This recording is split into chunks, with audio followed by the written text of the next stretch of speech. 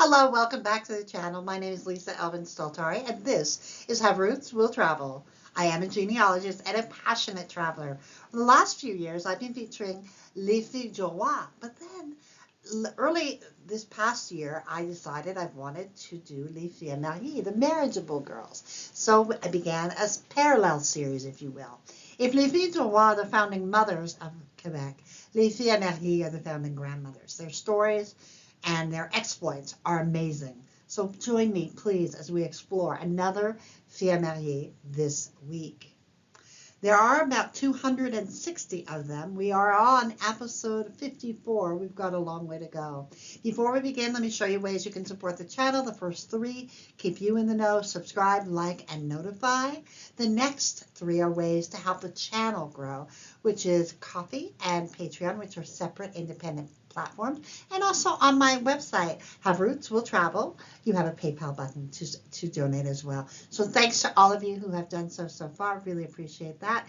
And let's get started and get to know our episode 54 of our Fille Mariée. Remember that the Fille Mariée came between 1634 and 1662, before Les Filles du Roi. So these were the ladies who came bravely, one by one or a few at a time. They were not part of a government-assisted program. They came because somebody has, contacted them or they knew someone. It was a, kind of a case-by-case basis. So in that respect, these Filles Mariées, each one of them, took a decision that would change their lives and the lives of their descendants forever. Let's get to explore one of them. Episode 54 brings us to Jeanne Bitouset, and she is actually a viewer request, and I hope I'm saying her last name correctly. I couldn't find any help to figure that out, so those of you who are French speaking, if you want to correct me, please do so.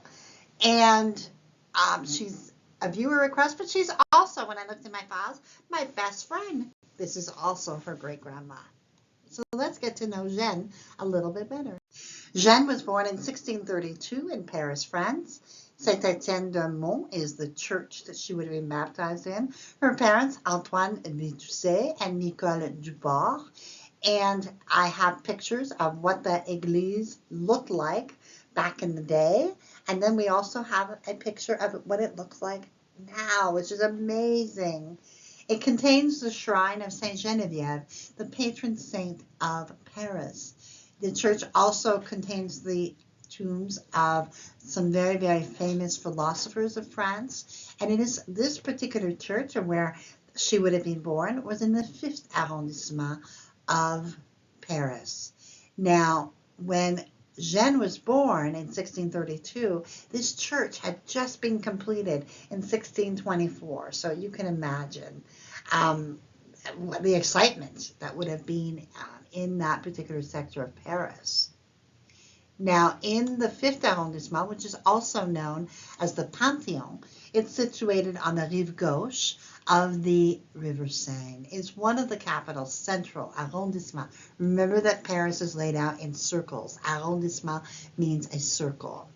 It's also notable for being the location of the Quartier Latin, the Latin Quarter, a district dominated not by Hispanic, because a lot of people think that. It's dominated by universities, colleges, and prestigious high schools. Also with the Sorbonne, which was created in the 12th century. Now, the 5th arrondissement is one of the oldest districts of the city, dating back to the ancient time, and we can still see traces of such places in the Arène de Lutèce, which is a Roman amphitheater, as well as the Therme de Cluny, a Roman bath. Amazing how the new and the old kind of blend. The 5th arrondissement is probably one of the arrondissements I want to visit first when I first go to Paris. Jeanne would come to New France sometime in 1652. Such a brave girl. The groom that she selected and who selected her, his name was Louis Guimont, and he was born in 1625 in the commune of Champs in France. His parents were François Guimont and Jeanne Delaunay. Now, let's have a look at where he is from. He's from the Normandy region, and the district, or the region, the département they call it, Orne, now part of the Tourove au Perche as of 2016. So it kind of got amalgamated, and so it's all together now. The church where Louis would have been baptized dates from the 10th century, and this version has been built from the 13th and 15th century. And look what we found in our research. There is actually a plaque to Louis Guimont inside that church. It says Parti de chant pour le Canada, left from chant for Canada in 1647. Je me souviens. I remember. Just amazing. Now, you all know, those of you who are really skilled at knowing where your ancestors are from, you know that this particular region of France, so many French Canadians can draw their ancestry from. So this is kind of a hot spot to go. If you want to go to France and see where your people are from, this is the place. He was an engagé in 1647 for a 6-year contract at £40 a year. He was contracted by the Juchereau brothers, Nicolas and Jeanne, and would work out his contract. On February 11, 1653, Louis and Jeanne were married in Quebec City. They would first settle down in Quebec City. Let's review a little bit about this amazing place. It's the capital city, of course, of the province of Quebec. 500,000 people now live directly in Quebec City. Quebec was originally named by the Algonquins, who named the area Quebec, which in their native language meant where the river narrows. Quebec City lies where the St. Lawrence River narrows. Samuel Champlain founded the French settlement here in 1608 and called it Ville de Québec, or Quebec City.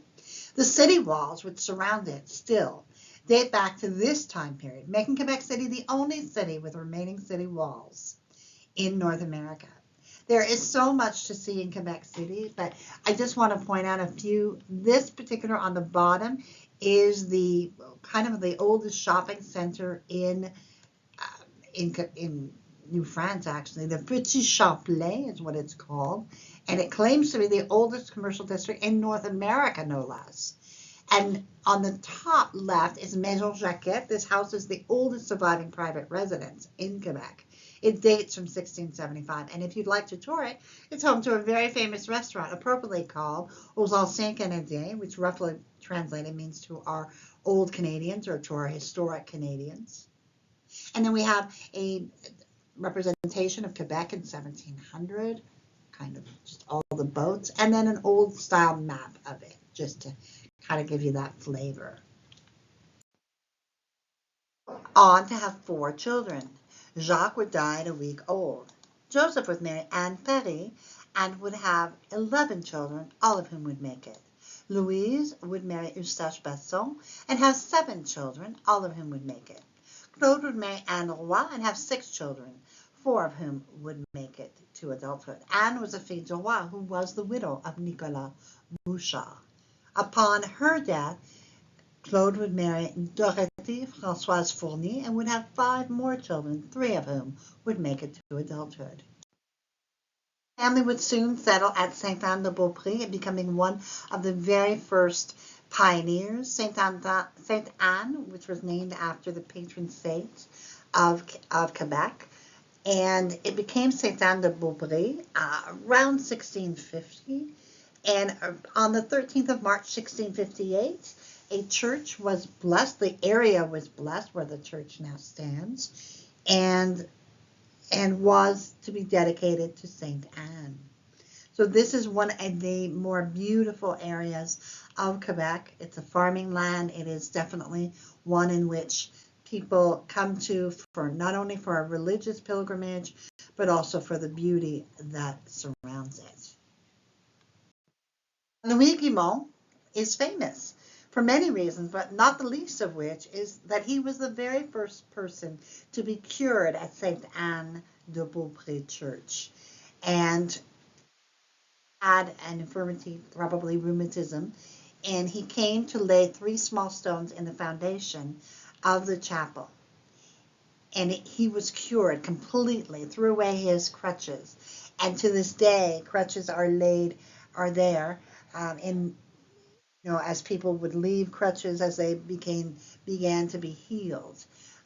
There is, and we'll talk a little bit of biography in one of those French Canadian books. This is an old style picture of the church. This is a depiction of the cure, and also the church as it looks today. And this is about 1658. But unfortunately, Louis had run out of miracles. On the morning of June 8, 1661, 14 people from Beaupré and Ile-d'Orléans, including Louis, were captured by the Gagne tribe of the Iroquois, who had recently raided Tadoussac. From there, they traveled 15 hours south to Lake Champlain, where they were tortured and eventually killed. One account, written on a piece of bark by François Hertel,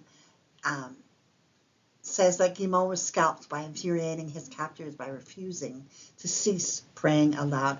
Given the fact of his religious devotion, you can only imagine that he would have continued to pray no matter what. And I have a much longer version of this story from a website I found, and I posted the link to it. So just have a look at that if that is your ancestors and you'd like to know more. So before we leave Louis, I want to make sure to let you know that there is, in our French Canadian Ancestors, the volume 14, Louis Guimont is listed there with his story. I posted the link for you to look at the Facebook page if you wanted to download that file for yourselves, or if you have access to a library that contains these particular volumes. There are still some that actually have these. They're very out of print and very hard to find. I have a few myself, but they're, like I said, there's 28 volumes. Not everyone has them. And this is also taken from the book. The names Guimont and Guimont have become as one. However, only Guimont has the following variations. So you can find it in Demo, Gemot, Guimard, and Gourmont. So in case you have those names in your tree, you might want to do further investigation. With 3 young children to take care of, Jeanne needed to find a husband, and she found him in Jean Barret, who came to her from Beauceville-en-Caux, and he is from the Normandy region. The département is Ur. Today there are about 4,600 people that live in that area. The church that he would have been baptized is the Saint Enie Church, which dates from the 13th century and had significant renovations in the 16th, 18th, and 19th. It's dedicated to a 6th century monk, Saint Enie. This area has been inhabited from the prehistoric time period, and during the 15th century it was a Protestant refuge at the castle of Neuilly when the Catholics burned it to the ground. Can you imagine? Beautiful little town in Normandy. We know that Jean arrived in New France sometime in 1660, and so it doesn't look like he needed to do an apprenticeship, and we just have him confirmed. He may have come earlier, but that's all we know for now. So on the 24th of November, 1661 at Château Rocher, Jeanne married Jean. I love that combination of those two names.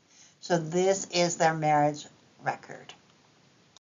So I want to show you how a family is built in the 1660s in New France. So we have Jean and Jeanne. It lists his femme, his wife, who is the widow of Noël Guimont, in other words, Louis Guimont. And then we see Pierre André Barret, 3 and 2, their sons, so they've started building. Then we have Joseph Guimont, 11, fils du premier lit. This means, and I know it sounds weird, but the son of the first bed. And then we have Louise and Claude, who follow, 8 and 5. In 1667, we have Jean and Jeanne, who's always referred to as the widow of Louis Guimont. Joseph and Louise are there. We have Claude Guimont, and then they list, because they're listing in by how old they are. We have Pierre, Jean-André, and Jean. They have 3 beasts, like 3 cattle, and 10 arpents malades, about 8 acres of land. By the 1681 census, we have Jean and Jeanne. And then we have Pierre, remember Pierre Barret, André Barret, Jean, Jeanne, Marie, François. So her children have all left 2 guns, 8 goats, and 12 alpins, about 10 acres of land. It would go on, Jean and Jeanne, to have 7 children. Pierre would marry Marie-Madeleine Bélanger and have 8 children, 6 of whom would make it. He then would marry Dorothée Vandal, Marie-Dorothée Vandal, and have 9 children, 4 of whom made it to adulthood. André, we do not know anything about. Jean died at 27 without descendants. Jeanne married Martin Poulet and had 9 children, all of whom survived to adulthood, 6 of them who would leave descendants. Anne would die in infancy. Marie would marry Guillaume Morel and have 4 children, all of whom made it. And François would marry Geneviève Cloutier and have 7 children, 6 of whom made it to adulthood. And in that very same volume that we found Louis Guimont, we'll find Jean Marais. So please have a look at that if Jeanne is your fille du roi, because her 2 husbands and herself are listed in this particular volume. And I've posted the links for you to have a look at that. Now, for this name, Marais, there are a lot of variations. So we have Barreau, Barrel, Barrette with 2 T's, Barget, Barrette with 2 R's and 2 T's, Barrière, Barriot, Courville, Descormiers, and Laroche. Remember that we can always do at that time a D name, and so the D name would become the last name, and then they would lose the Barret at some point in time, but they were still from the same tree.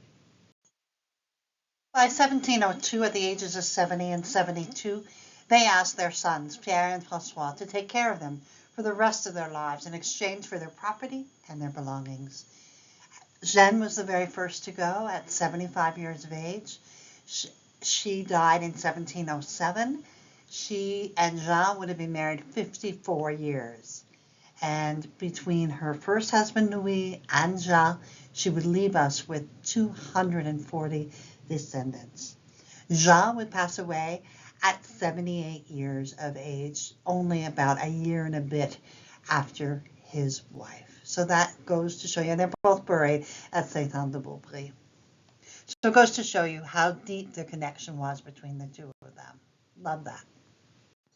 And here are some of my top resources. I'll just go over them. The Quebec Genealogical E-Society, the Généalogie Québec, French-Canadian Genealogist, which is an amazing site, Généalogie du Québec et de l'Amérique française, Maple Stars and Stripes. You've got to listen to Sandra Goodwin. She's just amazing. WikiTree, and then we have the 4 societies that I think are very, very good starting points. We have the French-Canadian Society of Michigan, American French Genealogical Society, the American Canadian Genealogical Society, and the Quebec Family History Society. All of those are excellent points to look at, and of course WikiTree as well. All of those are listed as links in the notes section, so you can have a look and further your research.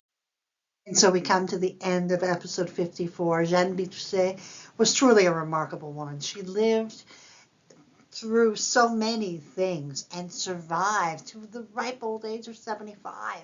She witnessed her husband miracle, the Louis Guimont, and also his tragic end, rebuilt her life and left us with so many descendants. She was truly a pioneer and a witness to history on so many levels. So I want to thank her for her bravery, for her courage, for her ability to just stick with it and survive. Just on that point alone, to do all that she did and be a pioneer at Saint-Anne-de-Beaupré is truly an amazing feat. So I salute you, Jeanne. You truly are one of a kind, and we bless your memory. I also want to say thank you to my patron supporters and subscribers. You all make this part of the project that I'm doing and the journey. Really appreciate of your kind words, your donations, and all of the suggestions you have. They all help me carry on. And I really, really appreciate you. So, with that being said, I will see you on episode 55 of Les Filles Mariées. Until then, au revoir.